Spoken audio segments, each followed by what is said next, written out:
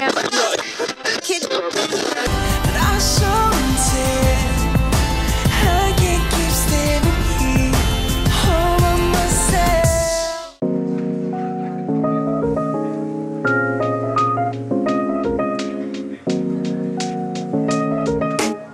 we are at the 40th Annual Vancouver Film Festival at the Vancouver Playhouse, and I'm going to be interviewing some of the filmmakers tonight, so stay tuned. We as tourists have kind of lost the plot, I think. Holidays become cheaper. Over-tourism and environmental degradation. Mass tourism has led to destruction. The world has become an oyster for the masses. Tyson, congratulations on your documentary, The Last Tourist. Like, how did the idea come about?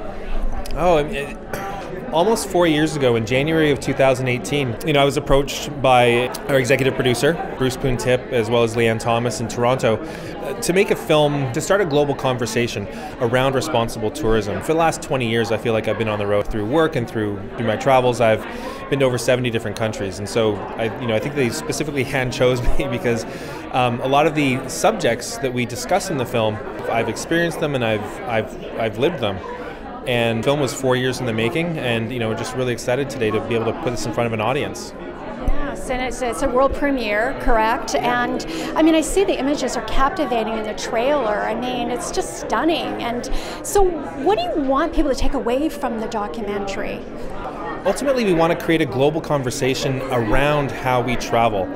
This film, since the start, I wanted this to be an inconvenient truth for the travel industry. It's our hope that we can revolutionize the way that we travel, the way that we interact with other communities. The message is there, it's never too late, and with COVID, right, it's Right. An opportunity to rethink tourism. Well, and I think that's what COVID has allowed us to do. It's allowed us to stop. The world has ground to a halt over the last year and a half, and people stopped traveling. And this is a really unique opportunity that's going to allow us to reset and rethink, the way that we interact with the world, around us. And so I think that, we have an obligation to ourselves and to the planet just to give more thought into, what we're doing when we're traveling abroad, so we can be more responsible global citizens. Yes, and it's in other languages as well. We traveled around the world for this film. Over the course of 3 years, we traveled to 17 different countries, well over 40 countries that are featured in the film. But we told major stories from Peru, Ecuador, India, Cambodia, and Thailand. And it truly is a global story. And it's a must-see film, and it's rethinking tourism. And is there anything else you'd like to add, Tyson? This is my first, documentary feature, so I'm very proud to be here. I was born and raised in Vancouver, so it's really nice to, to have this as a kind of a homecoming for me at Vancouver International Film Festival. I'm really happy to be home, and I'm really happy to have, a lot of support from the community here. And, it's my hope that with this film, we can cause a paradigm shift to happen, and to cause a global conversation. I would love to see, through this film, us to be able to ignite a conversation around tourism the same way that Food Inc.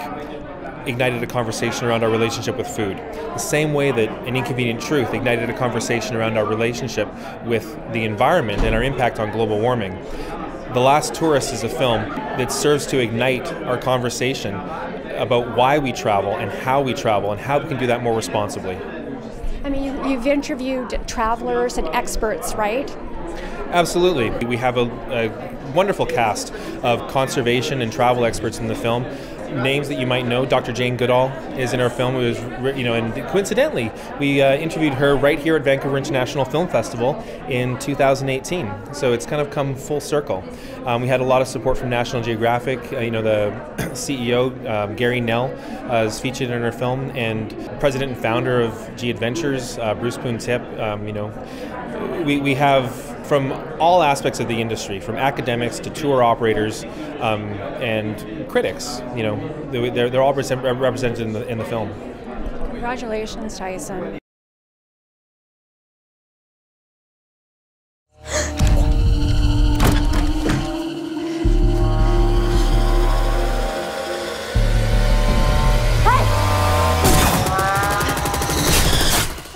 congratulations. Is this your first feature film, Night Raiders? It is, yeah. It's my first feature. Yeah, so how does it feel to direct your first feature film? And it's such an important topic and timely and creative. Yeah, I mean, the film's been brewing since I first started writing it in 2013, so it's been a long process, and I felt like it was such an important thing for us to be talking about, that it needed to be a national conversation. But yeah, it was a big undertaking for a first feature. There was a lot of scale, a lot going on, so yeah, it definitely felt like a big undertaking. What do you want people to take away from the film? It's set in a near future, and everything in it is based on real historical policies that were inflicted upon Indigenous people. And so I want people to understand the impact that these policies had on every aspect of Indigenous life, especially the residential school system. So yeah, I wanted to talk about the impact, but also just to promote more understanding and empathy. I mean, I've watched the trailer and it evokes emotion. It's I want to know more, and the impact. It's just so impactful. And what has the feedback been like so far? Yeah, really amazing. I mean, it centers upon a mother and her daughter, and I think everyone can universally understand what it is if you had your child taken away. And so at the core of the story is the love between them, and I think it shines so beautifully through the performances of Elmaya Telfeathers and Brooklyn Letexier Hart. They just did a beautiful job in bringing these characters to life. I mean, it's animated. It's yeah, absolutely, yes. Yes, and it's in languages English and Cree. Yes. Yeah, putting Cree on screen. It's my dad's first language, and you know, languages were attempted to be eradicated, and so it's really powerful when we get the opportunity to platform them in this way. Is there anything else you'd like to add? Yeah, just that I hope that people, you know, enjoy the film, and you know, I'm really proud of the story that we were able to tell, and also that it was the first New Zealand-Canada co-production, which was a really amazing endeavor. It really shows the spirit and the connection of the global Indigenous film community.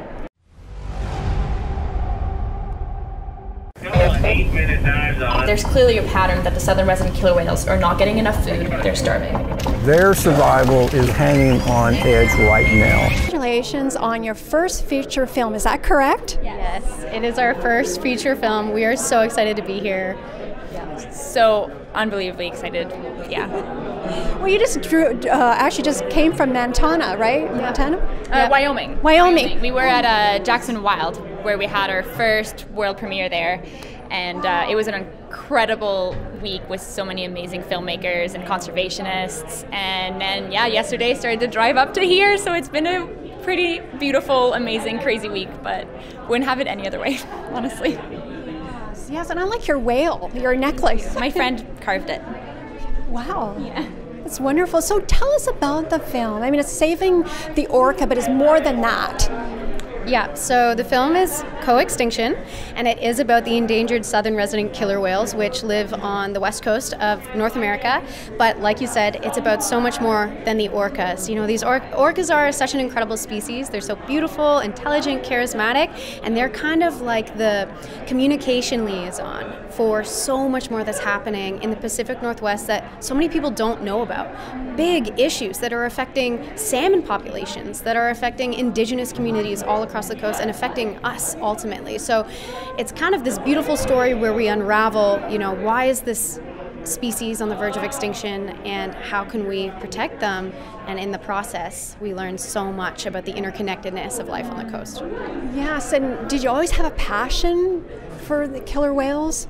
I have, yeah. Ever since I was a kid, I was like 5 years old, I watched Free Willy, and as many orca conservationists around my age in like 2030s, they watched Free Willy and then they were like, I'm going to protect this species with everything I have, and I love them so deeply. I keep saying they're kind of my compass, my guiding light, and I got to make sure that they survive. But I'm also so grateful that this film took the, you know, bigger picture that it did, and that we got to look at these bigger issues that connect us all together. So very grateful for them for telling us their story.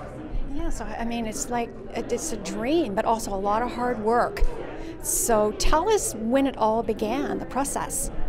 Yeah, so 4 years ago, Gloria and I met on the West Coast. Out on the water, she was tracking these orcas and learning about them and learning how we could protect them. And she had this idea to make a documentary film to help protect them. And I was out there filming them for a YouTube series I was creating. And she pitched me the idea for the film, and the rest is essentially history. But like you said, it's been a lot of work, and this film has been created through the support of so many people, incredible communities. Without, the support of so many different people and communities, we would not have been able to create this film. So the team that's here today, we're so excited. So many of them are first-time filmmakers. We're gonna be premiering on Sunday, and we're gonna have Indigenous members from the film come out and speak, and we're really excited to have the support of them and so many more people that have made this possible. Wow, congratulations. And what do you want people to take away from the documentary? Honestly, the first thing is to take action. That's a big, from the very beginning we started to create this film, impact was at the core of it, making sure that we made a film so people would take action.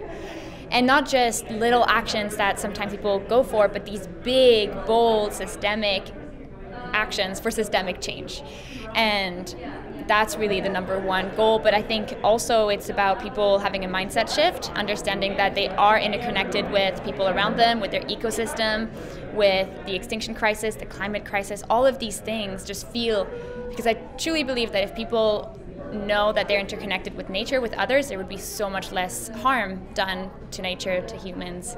And so I really do hope that's a message that people take away from the film.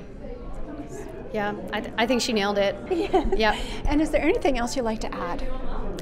I think just that, I'd really like to emphasize, this film is ultimately a manifesto to the importance to take bold action. We are in a very important time right now on planet Earth, and there are so many species out there. There's so much trying to tell us that we need to change the way that we're doing things, and we need to change the way that we're interacting and thinking about nature and interacting with each other as well. So this is really a wake-up call kind of film, and hopefully people also find it very beautiful and inspiring, so that they feel like they get to be a part of this incredible movement that's happening. And you're making it happen, and congratulations, and inspiring. And is there another documentary in the works, shall I ask? Many. We have so many different ideas, and all to do with interconnectedness, intersectionality, bold action, allyship. Those are kind of like the core pillars of the next films we want to make, because we truly, truly believe that films can change the world, they can change mindsets, they can create movements, and so we're going to keep doing this for a very long time. Thank you very much. Joining me today are two special guests, Lindsay Gossling, director of 13 Minutes, and co-writer and certified storm chaser, Travis Farncombe. Welcome. Thank you so much. Thank you for having us. Yeah, so thank you. Lindsay, is this your first director debut? This is my first feature film. Yes, I had a long career in non-scripted before, so I have directed many things, but this is my my dramatic directorial debut. Congratulations. And my first question to you both, what was the inspiration behind the film, this disaster thriller, 13 Minutes? So Travis, Trav, go for it.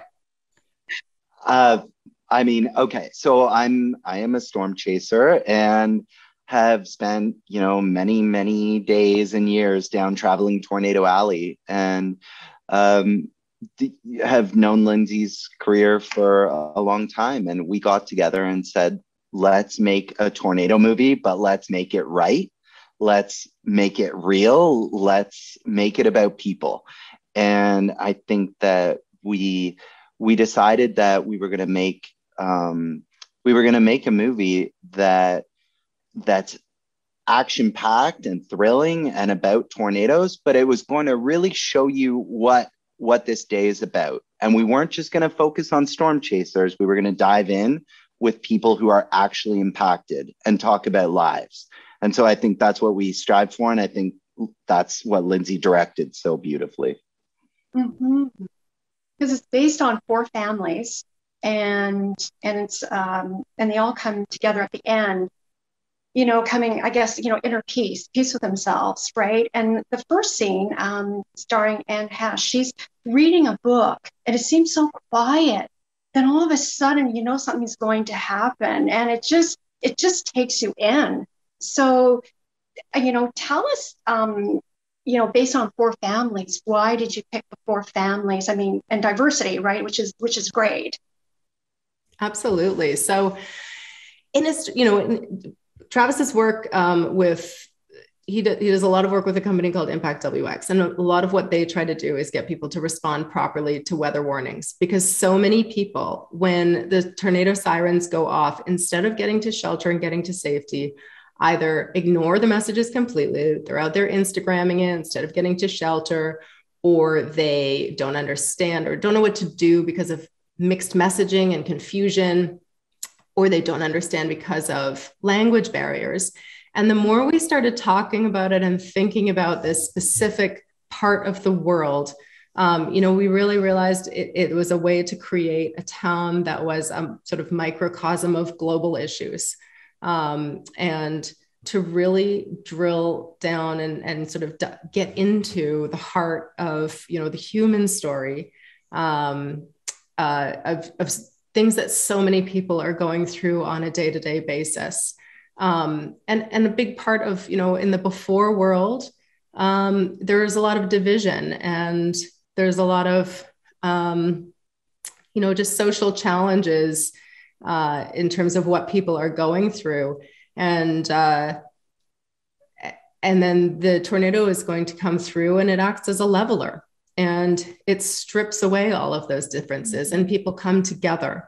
And it's in that, you know, coming together, we find that humanity, difference does not matter. And our hope is really that through this, people will, you know, look at that aftermath, look at everything that people have gone through together, that perspectives as a result of this disastrous event may shift. And, you know, for some of our characters, they do, and some they don't. But, you know, when we look at that devastated land afterwards, I hope that people will look at that world, and when we think about how will we rebuild it, we'll rebuild it better than it was before. Mm-hmm. Because it's about 3 hours warning before a tornado hits. Is that correct? And then you've got like 13 minutes to, you know? Yeah. The average is 13 minutes. Yeah. So there's so much research involved, and it's so you would say the film has something for everyone. There's drama, there's thrill, it's educational, like the siren goes off and it gives you, like, you know, don't stay close to windows. It gives you that whole educational component as well. And it's like no other film. Like there's Twister, right? But this film is reality more, correct? We absolutely from the outset committed ourselves to leaning into the realities of a day like this, to being true to the weather patterns of the day as they follow the human dramas of the day, and to make sure that we were very careful, because there was a lot of responsibility in telling these stories, and to make sure that, you know, our characters' human dramas take them into a place where they will or won't survive, and they're doing the right things or they're doing the wrong things. And it's important to us that the audiences will remember some of those actions and some of those choices. And who knows, maybe that will impact the way someone who sees this film will make a choice on the day when they get a tornado warning. Yes. And can you tell us about the special effects? Like the truck is so close. Like I feel like I'm right in that scene, and I'm trying to say, get out, you know, but it's just, tell us about that. Yeah, I mean, we had a phenomenal visual effects team. And again, you know, as we've been saying, realism was so important to us, and being naturalistic and true to nature. And our VFX team really worked with us on that, to make sure that even in those moments of absolute destruction, it was real. When the house is destroyed, it implodes, it doesn't explode. And that's something that is, tornado destruction pushes in, and the world collapses around the people. Another aspect, Travis, so we spent so much time on, we had a lot of practical effects. We had rain, we had wind, we had some, special effects where people were throwing roof tiles and all sorts of debris. But then we augmented all of that with visual effects, and getting the aspects of that to feel very, very true and real took so much craft and skill. The hail in particular, getting hail to look real is very difficult. And we spent a lot of time with, Travis's consultation on, how a hail ball bounces and the height of the bounce and the velocity of the bounce. And all of that was very important to us to get right. Yes. And one more question. It was filmed in Oklahoma, correct? That's right. Tornado area. Yeah. It's true. They test the sirens every Saturday morning, and I didn't know that the first Saturday. So the sirens went off, and are we supposed to get to shelter? And then anyway, I learned. Yeah. So is there anything else you'd like to add before we leave? We would just love people to go and see this film. It's been a real passion project and a labor of love. And, we hope that the film is, again, a thrilling, exciting disaster film. And we have the excitement of the tornado, and yet we also have a really compelling human drama and human story at its heart. And we hope people will go and see it, and we hope they will talk about it afterwards. And most importantly, just hope they enjoy it. Thank you. And Travis, would you like to add anything? I'll say, I think, I've been a tornado geek since I was 12 years old. And I can say with conviction, this is the tornado movie. And it's because it is so gritty, so real, and because it has heart. So I'm just so excited for everyone to see this film and enjoy it. Thank you very much, and congratulations. Thank you. Thank you for having us.